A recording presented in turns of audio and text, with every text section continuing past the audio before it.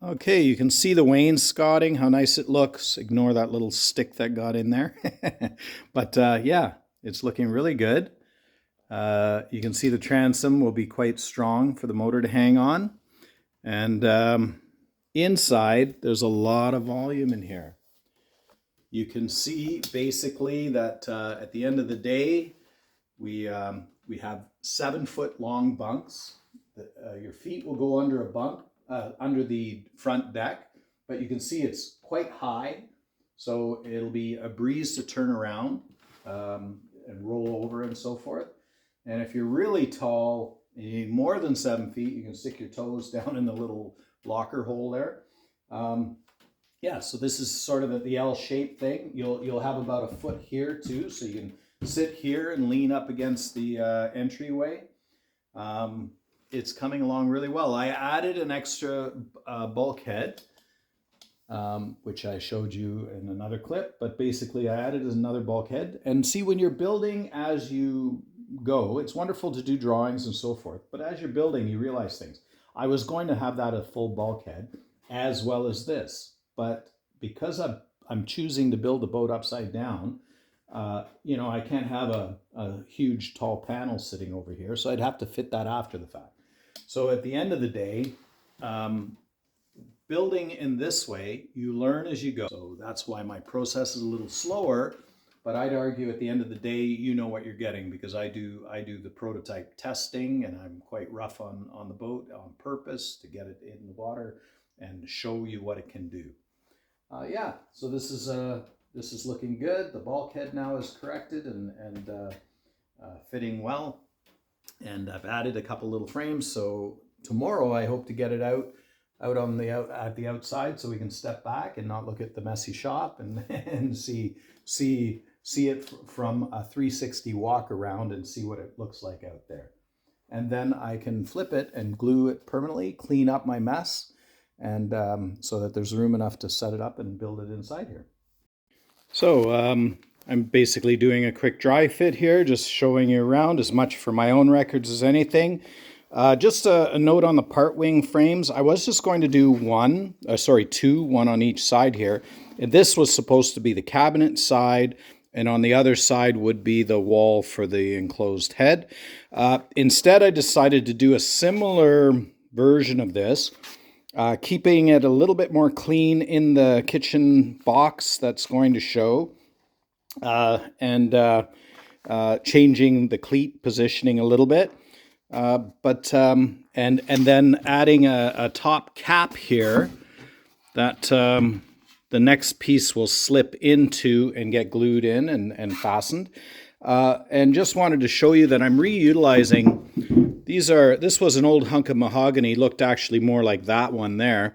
Was exactly like that one actually, and I cut it up and filled some holes and resawed it and used it as trim. So I collect chunks from tables, old beds, whatever, and I'll work it in because I want the interior to sort of have a gray and then teakish look, and the mahogany can be stained up to match. So that's the idea. So this is a dry fit. I'll soon be doing a dry fit out on the pond where I have more space, and this big table here that I've drawn everything out will be moved. I'll hang this big drawing up in the rafters somehow so that I can still look at it, but basically then I'll have this whole space here to assemble. So after I do the dry fit out on the pond, I'll be putting the whole thing together with glue and fitting everything so that it's solid in an upside down position, and that way it ends up being ready for the bottom. I do have the sides made. They're way up there on a rack up there hiding. They need some framing and so forth added, but basically that can be done when I have the hull assembled. Yeah, so it's looking pretty good, I think. And there we go. Show it from further back. Boy, it's a little bit tight. Yeah, and I had the ply on so that you could see where the bunks were and stuff, and that was pretty cool. I'll do that and give you a picture. These are the bow. I was going to get all fancy and carve, but I really don't have the time. So a nice simple newel post to grab, and they'll be similar as osprey, a bolt through to hold a chain, and I may align this surface with some stainless as well, just to really make it strong. And not that fur isn't strong, it's pretty darn strong stuff. Yeah, so it goes all the way down to the bottom, so it'll also make a good crash bar.